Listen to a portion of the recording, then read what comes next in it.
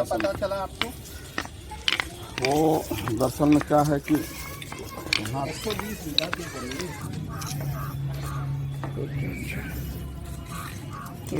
Frame नहीं frame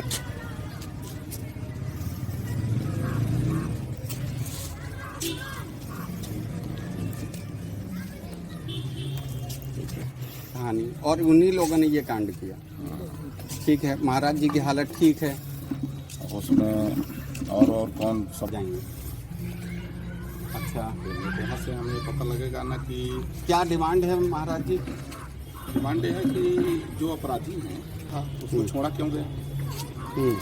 उसके ऊपर गुंडा एक्ट पहले से लगा हुआ था और वो पहले से धमकी दे रहे थे मारने की है। और जो स्थानीय यहाँ के जो सांसद विधायक हैं वो भी इसमें जो है जिम्मेवार है। अभी तक वो अपराधी सब पकड़े क्यों नहीं गए।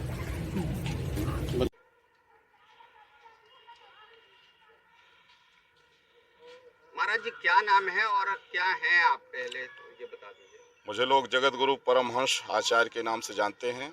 आचार्य पीठ श्री तपस्वी जी छावनी राम घाट अयोध्या अपना स्थान है। महाराज जी आज जो घटना हुई है, आप जा रहे हैं, क्या आपका क्या नजरिया है? यहाँ राम जानकी मंदिर तिर्रे मनोरमा में हमारे स्थान की ये शाखा है और हमारे स्थान से ही हमेशा यहाँ साधु संत रहते आए हैं। हमारे ही दो शिष्य, एक बाबा सम्राट दास उर्फ अतुल जिनको गोली मारी गई है और एक सीताराम दास, दो संत यहाँ रह रहे हैं।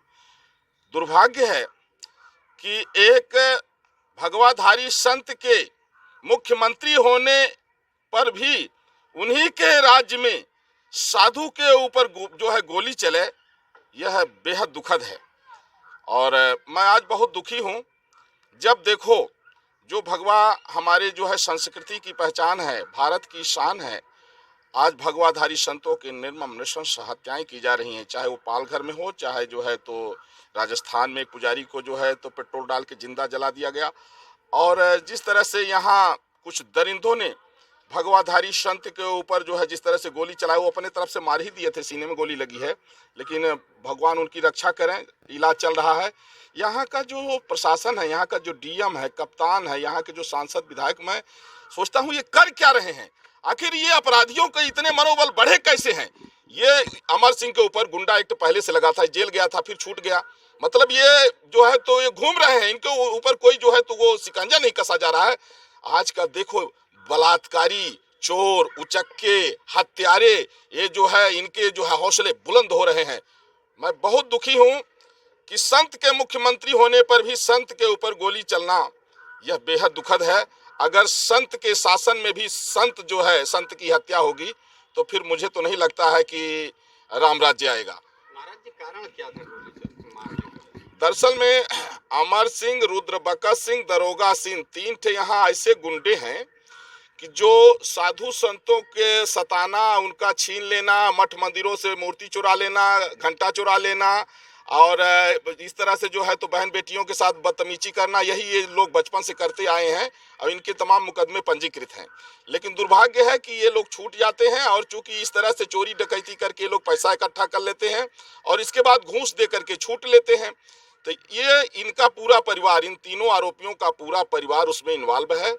और बाकी जो है और कौन है, यहाँ का जो प्रशासन है उसकी जो है 24 घंटे के अंदर सभी इसमें जो अपराधी हैं उनके ऊपर जो है तो सलाखों के पीछे हो, गिरफ्तारी हो और गंभीर धाराओं में मुकदमा पंजीकृत किया जाए।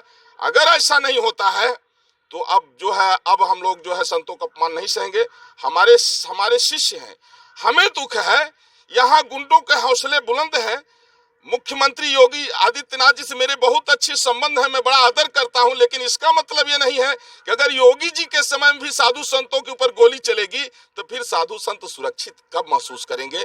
बहुत दुखी हूं, मुझे बहुत दुख है। और यहाँ का जो भी स्थानीय प्रशासन है, मुझे इससे और दुख हुआ कि उनके इलाज में भी यहाँ के जो सांसद, विधायक और स्थानीय प्रशासन है वह लापरवाही बरता है।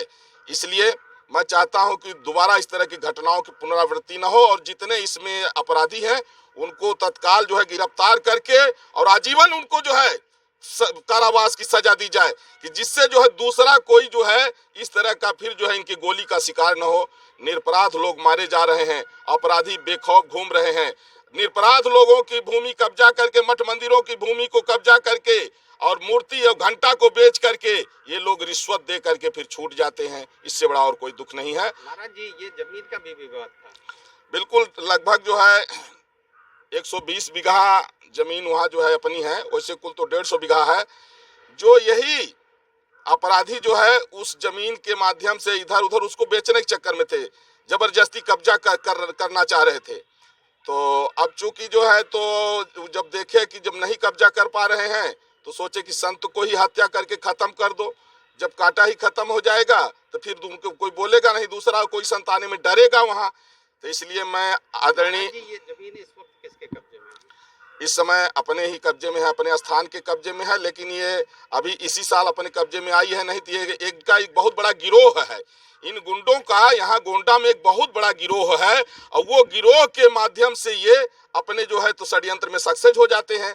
ये एक नहीं है, इनके पीछे कम से कम सैकड़ों लोगों का गिरोह है और वो गिरोह बना करके इस तरह का जो है तो वारदात को अंजाम देते हैं।